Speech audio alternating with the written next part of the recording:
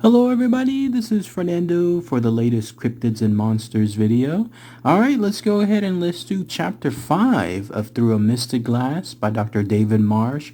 Once again, an excellent book. If you haven't had a chance to read it, I'll include the link below. That way you can download it for free. And you can see also in this playlist some of my other past videos, some of the other chapters as well. This one has to do with a very long entry. Those of you that like these longer videos, you're in for a treat. It has to do with a mask, a cursed mask that apparently a collector was able to obtain, and it ended up causing her much grief and much horror afterward. So I'll include all the information here. I'd love to hear what your comments are associated with this. Pretty freaky again when you think of something that is just purely inanimate having almost a life, like something that could make such decisions to cause such grief and horror to whoever is around it. So let's go ahead and let's talk about chapter 5 of Through a Misted Glass. And again, I'll give my thoughts and opinions on it afterward. So here's this long chapter. Joan was an avid collector of Native American artifacts, such as kachina dolls, drums, and masks. Her home was a veritable museum of items from all over North America. To wander through her home was a journey through Native American history and mystique. Her tastefully lit displays were designed to highlight the primitive and the frightening quality of each piece. She was willing to pay exorbitant prices for the right item, but this item had a price she was much unprepared to pay. Joan lived in Scottsdale, Arizona with her retired husband, and she regularly shopped many antiquities dealers who specialized in Native American art. So she was visiting one of her favorite dealers when she noticed one particular mask behind the dealer's desk. Even though it was rough and unadorned, the mask had a captivating quality that caught and held one's attention. Many would later say there was a malevolent quality to the mask that would cause the hair on the back of one's neck to stand up in apprehension. Joan inquired about the mask, and the dealer told her this one was not for sale. Joan knew everything had its price and then proceeded to negotiate. This dealer was adamant that Joan did not want this one, but was hesitant to say why. The more he attempted to dissuade her, the more Joan wanted it, and so she became frustrated with the dealer, having known him for many years and never having seen him refuse to sell an item. Finally, she pried from him the reason he didn't want to sell. The mask was cursed, bringing horror and terror to anyone who possessed it. The story went that this mask was a ritual mask, one considered very sacred and treasured.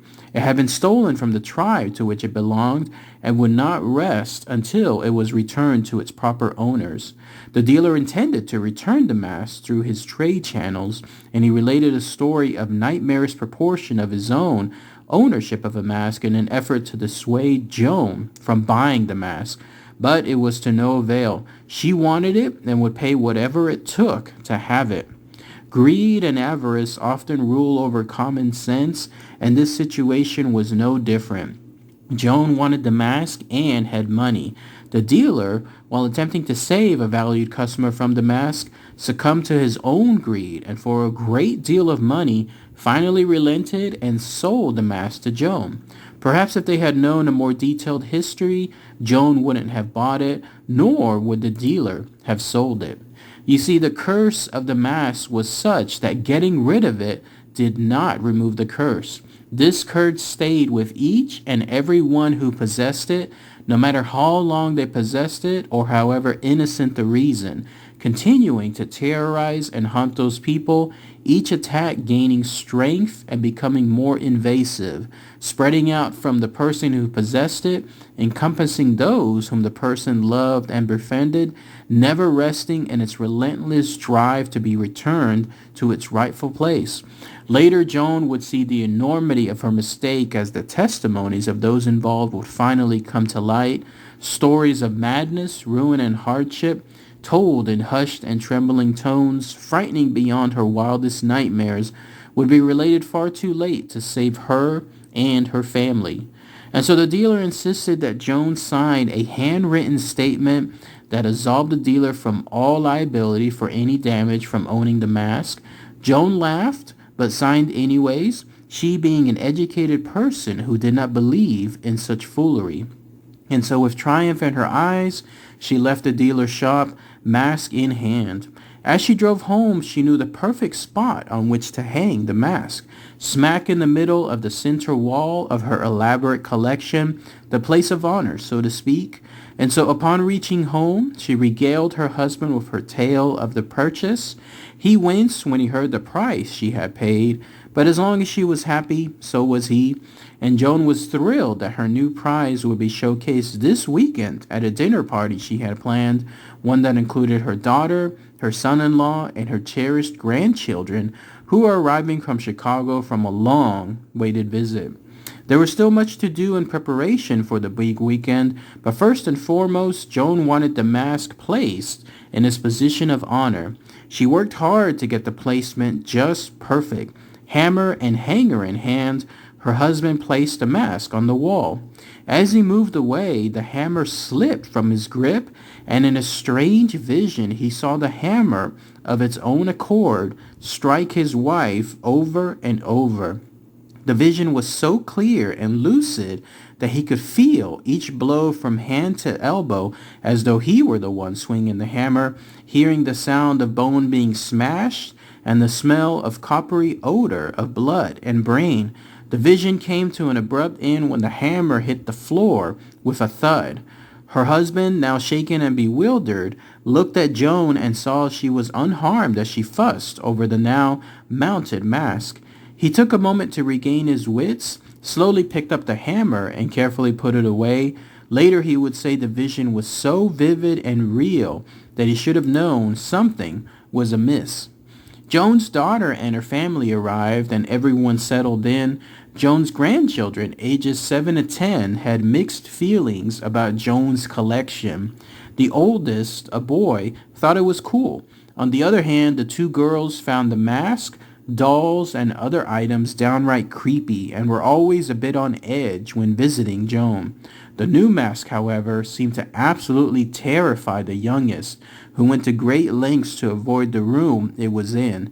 The mask didn't waste any time preying on the family. Scottsdale doesn't get much rain, but when it does, it is often accompanied by powerful thunder and lightning storms. The sky can be filled with bolts stretching across the sky and thunder that shakes the ground, setting off burglar and car alarms, causing interruptions to power and phone, and making high noon as dark as twilight. The night of the dinner was just such a storm. Like a scene out of an old horror movie, things kept going wrong. Things which on any other day would have been laughed off. Lights flickered, walls shook, the house creaked and moaned, and windows blew open. But despite the violent raging storm, everyone remained good-natured and attempted to enjoy dinner. Towards the end of dinner, there was a lightning strike, accompanied by a loud thunder outside the house, and the power failed, plunging the house in darkness and silence. Joan and her husband were old hands at Arizona storms, and candles were lit and flashlights produced. At some point, someone asked where the youngest granddaughter was. Joan's son-in-law found her standing in the doorway to the room where the mask was displayed, staring at the mask. A weird trick of light reflected from somewhere outside, illuminating the mask, rain on the window making the mask appear to be alive, moving as though talking. The little girl appeared to be listening. Her father tried to pull the child away, but she acted as though she was in a trance. Her mother, Joan, and Joan's husband all came in and attempted to break the spell between the mask and the child, finally succeeding when the girl's father picked her up. No one could explain that weird light, and no one could deny the eerie effect that they were seeing. The little girl, as though woken from a trance, looked up to Joan and said, "They are coming for you." And so the lights came back on right at that moment. The eerie effect vanished, and everyone moved uneasily back into the dining room. Later, the girl's mother and Joan would try to get the child to explain her statement, but the child remembered nothing of her encounter with that mask. The storm still raged on as everyone went to sleep. All of the inhabitants had disturbing dreams, But it was the granddaughter who awoke, screaming in the wee hours of the morning. She related a dream of faceless men attacking Joan and then taking that mask. The next morning at breakfast, everyone related dreams of intruders, faceless and ominous, attempting to relate messages concerning the mask. The messages were vague and unclear, but Joan got the message: get rid of the mask. The daughter and son-in-law decided to end the visit early and return home, deeply saddening Joan, but she also felt that it might be a good idea. She had no explanation for these dreams and vision, and whether these things were the results of the dealer's allegations of a curse or just a trick of the mind. She didn't want her family haunted by this mask. And so she called the dealer and told him all that had happened. It was then that he related similar stories revolving around that mask. He said that despite his having sold the mask to Joan, his ordeal still continued. He did, however, agree to make some phone calls and to try to help Joan with that mask. And so the dealer called the man he obtained the mask from, but that man, a character of somewhat dubious reputation, flatly refused to have anything to do with the mask and further refused to offer any provenance for the mask that might help determine what to do. Next, the dealer called a trader in Native American antiquities and sought help there. This woman appeared to know something about the mask's reputation with owners, but could only repeat a rumor that stated that the mask needed to be returned to its rightful owners to stop these activities. The rumor went on to say that all who came into contact with the mask would suffer, and some had actually mysteriously died. Meanwhile, Joan was making a few calls of her own to a professor of Native American Studies who agreed to come see the mask in an effort to try to identify the tribe. Joan offered to bring the mask to him, but he firmly declined, saying he would come to her. And so the professor arrived, examined the mask, consulted several books, and suggested 2 tribes he believed the mask may have come from. He said he would contact friends from each tribe to see if they had any knowledge on this mask. Joan asked him if perhaps he just might take the mask to these tribes and leave it with the correct one, but he adamantly refused. He took a photograph of the mask and then left. Joan decided to remove that mask from display and store it in a warehouse until the professor could determine the tribal ownership. She carefully packed it, and she and her husband drove to the warehouse and locked it inside. Joan admits she was hoping against hope that simply removing it from the house would stop the nightly terrors and mysterious activities she now firmly believed were caused by that mask. That night, as she walked through her house, Joan wanted to believe that the home was now quiet again. No replacement had been displayed where the mask had been, and as she entered the room to decide what would go there, she saw a spectral image of the mask hanging where the original had been. Slowly and deliberately, she calmed her shattered nerves and moved closer to examine this ghost mask. She went to a desk, took out a camera, and took several pictures, some with flash, some without, and then called to her husband. He came in and froze in his tracks on seeing this ghostly apparition of the mask. Both just stood there staring in horror. He was about to turn away when a vision of such clarity and vividness almost brought him to his knees. That vision of Joan engulfed in fire, tortuously attempting to flee, himself laying motionless beside her. He nearly jumped out of his skin as the phone rang, breaking the vision. Joan answered that phone, and it was the warehouse owner. That warehouse was now on fire. As luck would have it, Joan's storage unit survived, but she was now totally convinced that this mask was cursed. The next morning, she called the professor to see what he had learned, but there was still no word. Joan was nearly frantic to be shed of the mask and its unearthly curse. She placed ads in small papers dedicated to trade in Native American artifacts in the hope that the mask would take its curse and go elsewhere. Each night was filled with vivid and horrifying dreams of faceless people approaching Joan and her husband, the beings making gestures and speaking words no one could understand. Both Joan and her husband were fast reaching the ends of their ropes. Joan's husband took to staying away from the house. Friends who used to visit daily now avoided the house, many having seen the ghost mask hanging on the wall, while the real one remained in a box in Joan's closet. Many of her friends spoke of strange, deep, rumbling sounds and unexplained events such as cups and saucers that had just been set down disappearing only to reappear somewhere else. And so a week went by, and finally the professor called, his voice strained and tense. He believed he had found the mask's tribe. Joan was ecstatic, but puzzled at the professor's lack of enthusiasm. She asked what was wrong, and he only replied he would tell her when he saw her. Later that day, on the professor's instructions, she and her husband brought the mask to a parking lot near the north edge of the city to meet him. He was still tense as he explained what he knew. It had taken a lot of time and many calls, but he had found that tribe.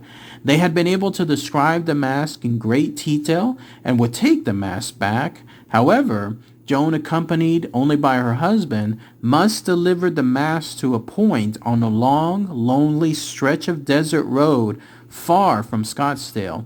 No one was to know where the tribe was located. She was to go now, which would make her arrival just after sunset, and Joan was more than a bit skeptical but desperate to be out from under this curse.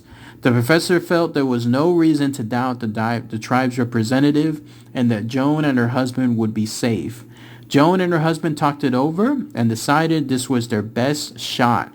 They left the parking lot, a hand-drawn map and directions provided by the professor in hand, mask on the back seat, and drove.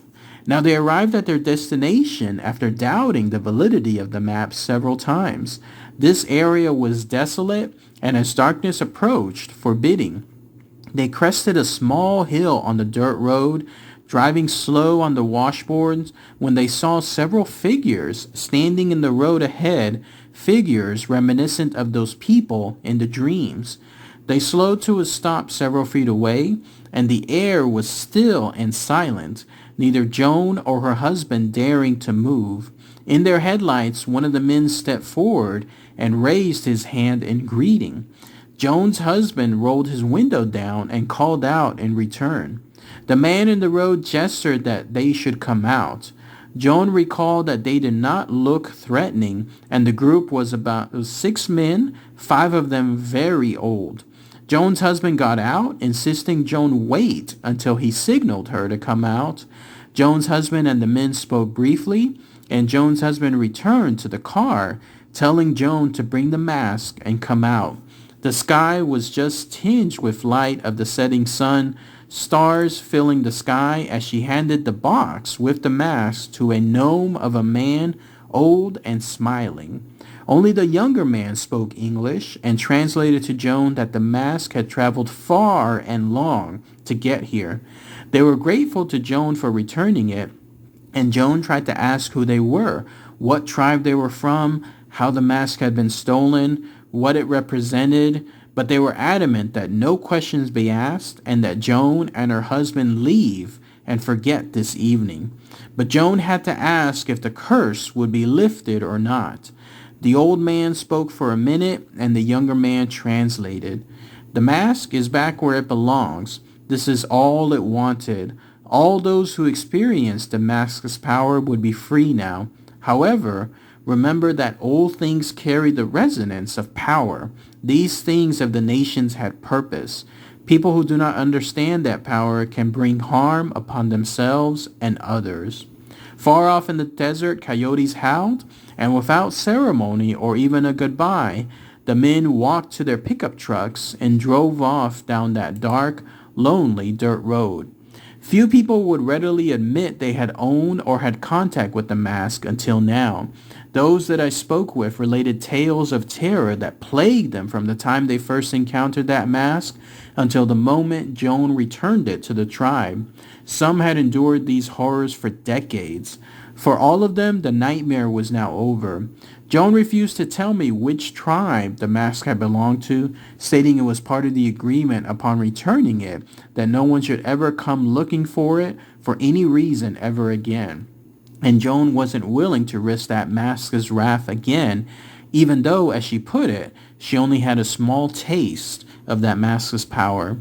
And then that's it. That's everything associated with Chapter 5, long chapter from Through a Mystic Glass by Dr. David Marsh. Good stuff, right? I mentioned at the beginning that this was going to be a tale of horror, something involving a mask and the curse associated with it, and it did not let down. So let's go ahead and talk about that here.